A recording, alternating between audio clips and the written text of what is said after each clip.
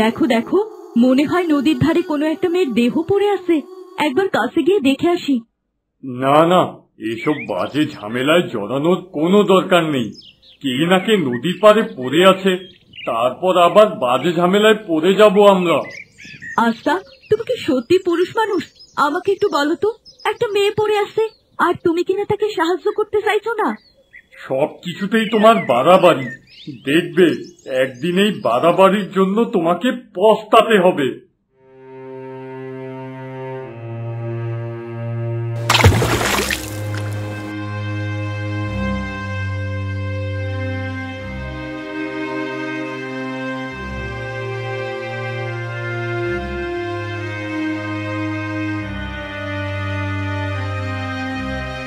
দেখো দেখো, মেয়েটা এখনো বেঁচে আছে। শরীরটা একেবারে নীল রং হয়ে আছে। মনে হচ্ছে কোনো কারণে বিষ খেয়েছে। চলো আমরা ওকে আমাদের এলাকায় নিয়ে যাই, তারপর সুস্থ করে তুলি। আহারে, কি সুন্দর একটা মেয়ে। জানি না কি কারণে ওর সাথে এমন খারাপ কিছু হলো। আর দেরি করে লাভ নেই, এখনই ওকে চিকিৎসা দিতে হবে।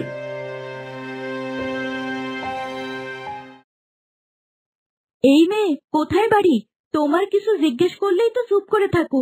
কি নাম তোমার? আমি আমি কোথায়, এখানে কি করে এলাম? আমার নাম বেনু। আমার বাড়ি পাহাড়তলি গ্রামে। তুমি নদীতে ভাসতে ভাসতে আমাদের গায়ে চলে এসেছো। তোমার শরীরে আমরা বিষ পেয়েছি। তা কি করতে বিষ খেয়েছিলে? নিজেকে শেষ করে দেওয়ার জন্যে? না গো, আমি নিজেকে শেষ করতে চাইনি, বরং ভাগ্যই আমাকে শেষ করে দিয়েছে। আরে বাবা, সত্যিটা না জানলে আমরা কি করে বুঝতে পারবো যে আসলে তোমার সাথে কি হয়েছে? আমাদেরকে সত্যিটা খুলে বলো। আমাদের তুমি নিজের দাদা বৌদি ভাবতে পারো। কি হবে এই পোড়া কপালের কথা শুনে? ঠিক আছে, জানতে যখন চাইছো তাহলে তোমাদের খুলেই বলি।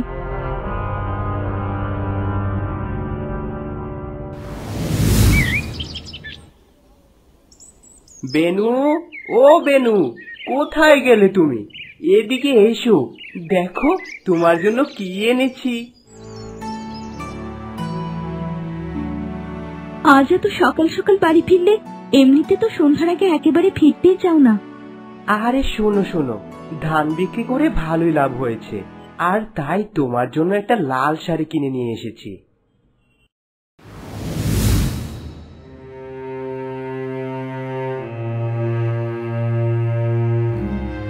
আরে দাদা, শাড়িটা তো খুব সুন্দর। এই শাড়িটাতে আমাকে দারুণ মানাবে। খবরদার বলছি, শাড়িটা তোর ভাবিকে দিয়ে দে। এই শাড়িটা তোর ভাবির জন্য এনেছি। আমি এখনই মাকে বলছি। মা, ও মা, কোথায় গেলে? দেখো তোমার ছেলের কাণ্ড দেখো।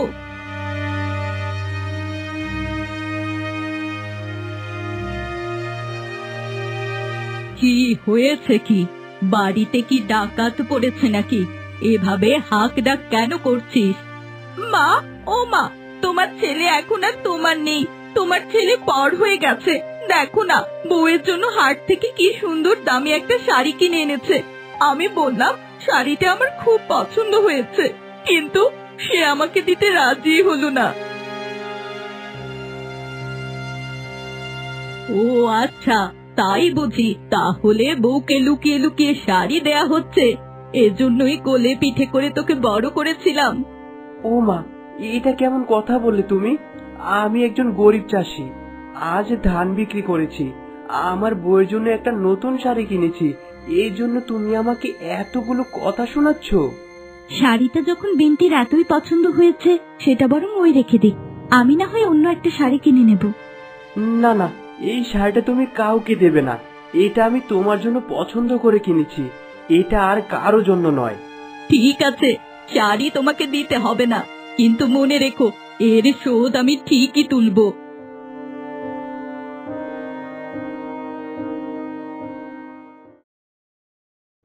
আমি জানি ওরা তোমার সাথে খুব খারাপ ব্যবহার করে, কিন্তু আমি কি করব বলো?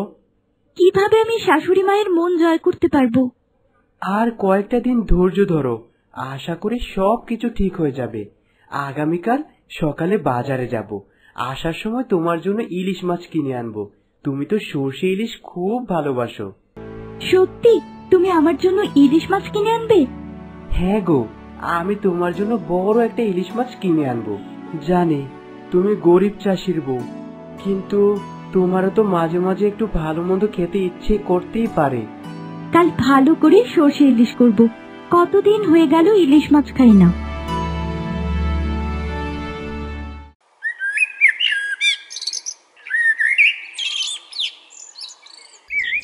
এই যে মহারানী, কটা বাজে? এখনো শুয়ে শুয়ে ঘুমাচ্ছ? বাড়ির কাজগুলো কে করবে শুনি? এই তো মা, আসলে আমার শরীরটা একদম ভালো না। গতকাল রাতে ঘুম হয়নি, আর তাই আজ উঠতে দেরি হয়ে গেল। হ্যাঁ হ্যাঁ জানি, শরীর তো নয়, একেবারে ননির পুতুল। সারাদিন শুধু শুয়ে থাকা। এই শুয়ে থাকতে থাকতেই আমার সংসারটা একদম জলে ভেসে গেল। আপনি কোনো চিন্তা করবেন না মা, আমি এখনই সব রান্না বান্না শেষ করে ফেলছি। শোনো বেনু, তোমাকে স্পষ্ট করে বলে দিচ্ছি, আমার সংসারে এসব চলবে না। আদিক্ষেতা দেখলে গা একেবারে চলে যায়।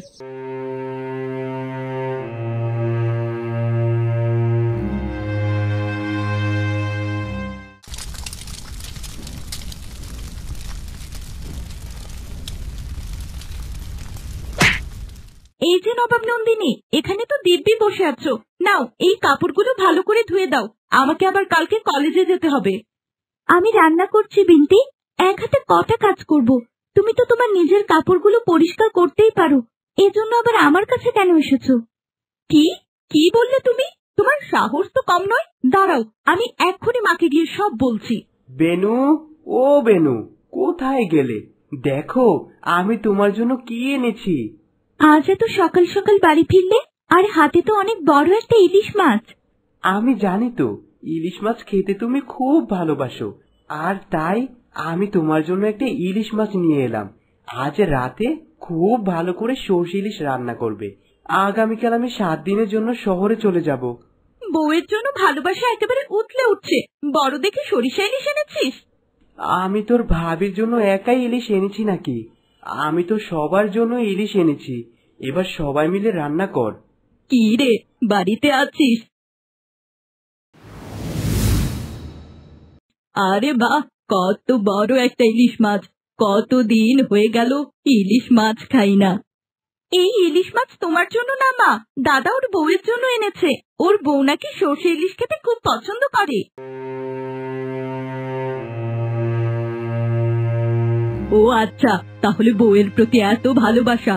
তোর বউ ইলিশ মাছ খেতে ভালোবাসে, এজন্য ইলিশ মাছ নিয়ে এসেছিস। তোমাদের জন্য বাড়িতে একটু শান্তিও পাওয়া যায় না, সারাক্ষণ শুধু বউ শাশুড়ির অশান্তি। এইসব আমার আর একদম ভালো লাগে না। আমি কাল শহরে চলে যাচ্ছি, ফিরতে দেরি হবে।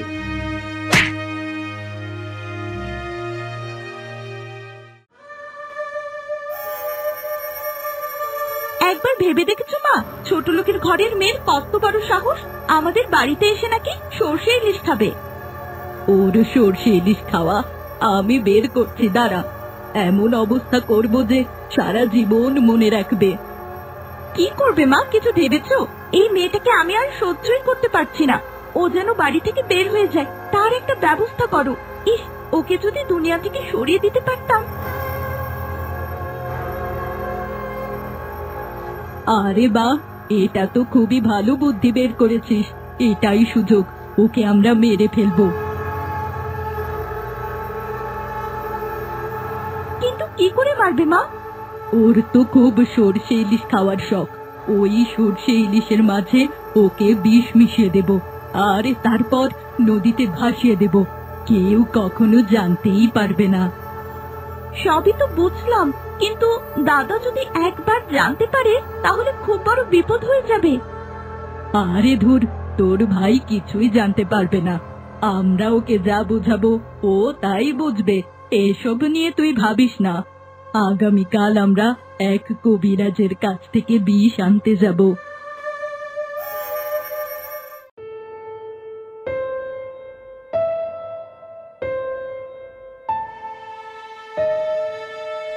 কি রে, মা আর মেয়ে মিলে এত সকাল সকাল আমার বাড়িতে? খুব বিপদে পড়ে এসেছি গো কবিরাজ মশাই, দয়া করে আমাদের সাহায্য করুন। তা তো আমি বুঝতেই পেরেছি, বিপদে না পড়লে তো আর আমার বাড়িতে আসতি না। এবার বল কি হয়েছে। আর বলবেন না কবিরাজ মশাই, আমার বৌদি সারা দিন আমাকে আর মাকে অত্যাচার করে।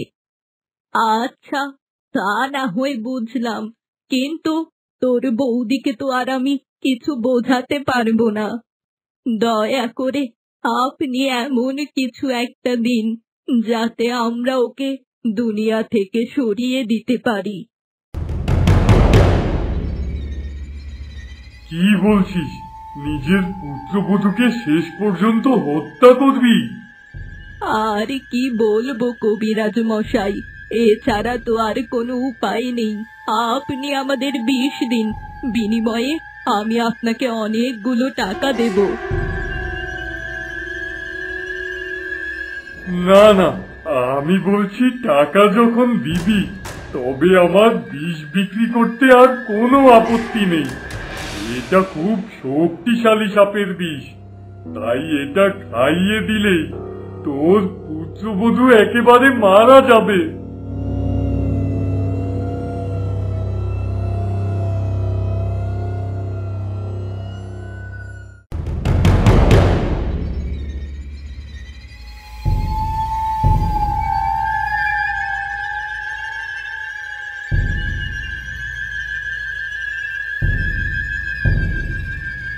বৌমা, ও বৌমা, কোথায় গেলে? এই দেখো, আমি তোমার জন্য একেবারে ভাত বেড়ে নিয়ে এসেছি।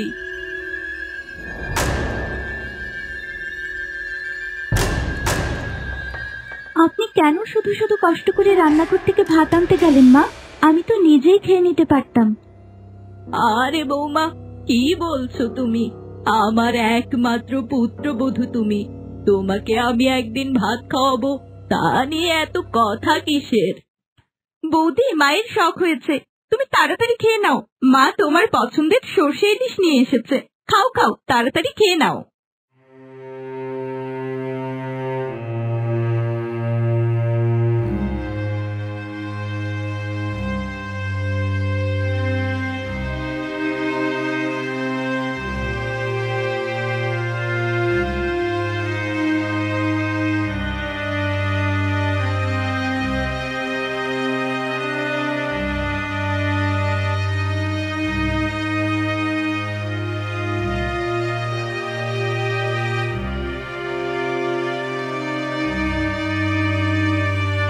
মা, ও মা, আমার বড্ড ভয় লাগছে। যদি দাদা জানতে পারে তাহলে কিন্তু আমাদের আর শেষ নেই। আরে বাবা, যা করার তা তো করেই ফেলেছি, এবার ওকে ধাক্কা দিয়ে নদীর পানিতে ফেলে দে, আমাদের জীবনের সব কাঁটা দূর হয়ে যাক। এখনই এই কাজটা শেষ করতে হবে, ভোরের আলো ফুটতে আর বেশি দেরি নেই।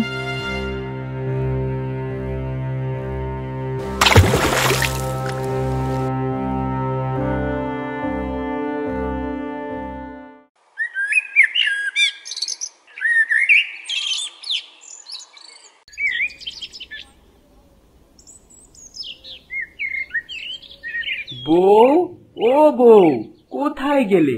এই দেখো, আমি চলে এসেছি।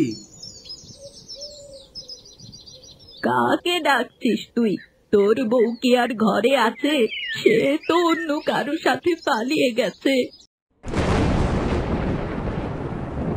কি বললে মা তুমি? আমি তো তোমার কথা কিছুই বুঝতে পারছি না। ও বেনু, বাইরে বের হো জলদি। সে জানিয়েছে সে আর বাড়ি ফিরবে না। আগেই বলেছিলাম, এমন অলক্ষী মেয়েকে ঘরের বউ করে আনিস না।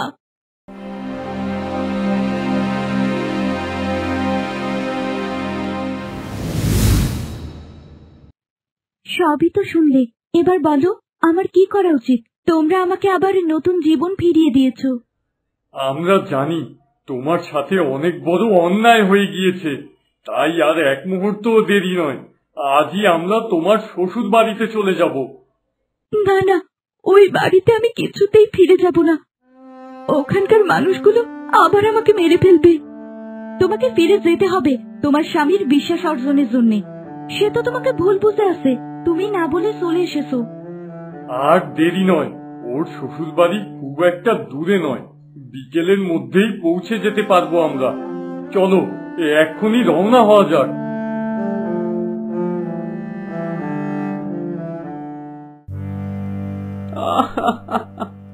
ও বেনু, আমাকে রেখে তুমি কার সাথে চলে গেলে? আমি তো তোমাকে অনেক ভালোবাসি। এই যে সারাদিন বসে বসে শুধু বউয়ের জন্য কান্নাকাটি করলে সংসার কি করে চলবে? যা, বাইরে যা, কাজ কর্ম কিছু একটা কর। আমি আর বাইরে যেতে চাই না। এই জীবন রেখে আমার আর কি হবে বলো? আমার তো সবকিছু হারিয়ে গেছে। আপনার কিছুই শেষ হয়নি। এতদিন আপনি একটা মিথ্যা ধরে বেঁচেছিলেন। আপনার স্ত্রী কারো সাথেই যায়নি। এই দেখুন। কে আপনি? এখানে কি চাই? আর আমার স্ত্রী কোথায়? দেখুন, আমার সাথে করে কাকে নিয়ে এসেছি। বেনু, ও বেনু, সামনে এসো, তোমার স্বামী তোমার জন্য অপেক্ষা করছে।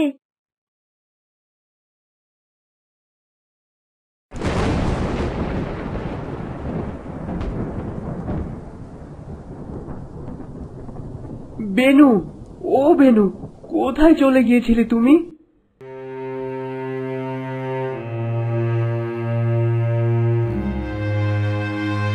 মা, ছি ছি, একটা মেয়ে হয়ে তুমি আরেকটা মেয়ের এত বড় ক্ষতি কি করে করলে? আমাদের অনেক বড় ভুল হয়ে গেছে বাবা, আর কখনোই এরকম কিছু আমরা করব না। তুই তুই আমাদের শেষবারের মতো ক্ষমা করে দে। তোমাদের মতো পাপী লোকদের সাথে আমি আর এক বাড়িতে এক মুহূর্ত থাকবো না। এখনই আমি শহরে চলে যাচ্ছি।